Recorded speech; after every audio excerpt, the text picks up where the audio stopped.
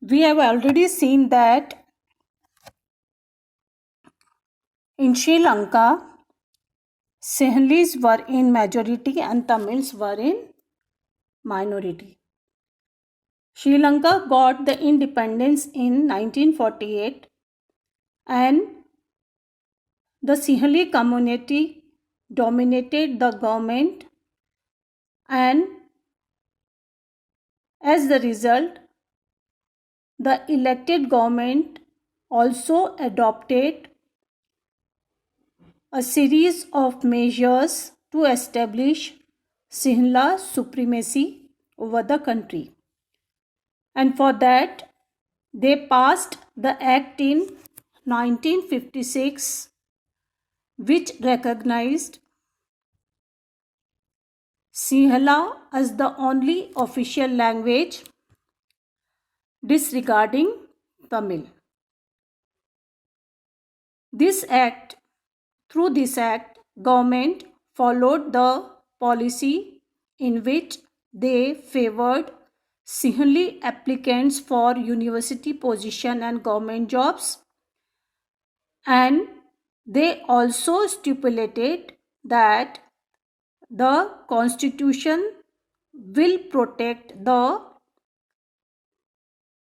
Buddhism and they will foster Buddhism on the people as the religion.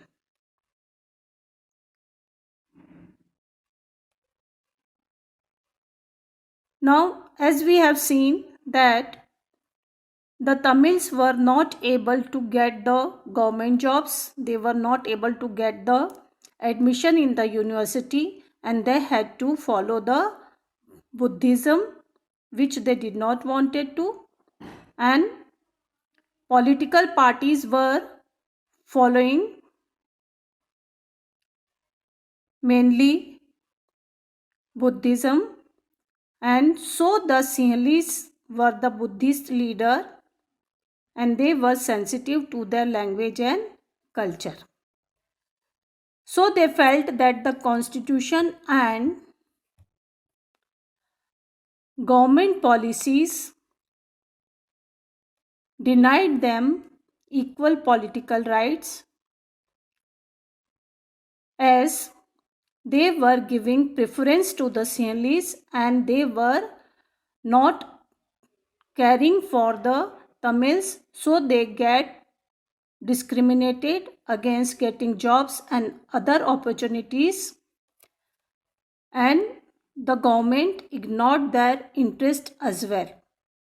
As a result, the relation between the Sinhalas and the Tamil communities strained over time. Strained means it get worse during the time. So the Sri Lankan Tamils launched parties and struggles for the recognition of Tamil as an official language, for the regional autonomy, and for equality of opportunity in securing education and jobs. As we have already seen, they were denied the entry in the universities and they were not given any government jobs. But their demands were repeatedly denied, so they formed a political organization in 1980 demanding an independent Tamil Eelam in northern and eastern parts of Sri Lanka.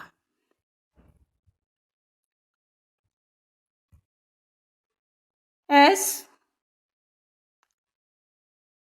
there was a great distrust between the two communities, it turned into a civil war and thousands of people of both the communities were killed, and many Tamil countries left the country as refugees and many lost their livelihood.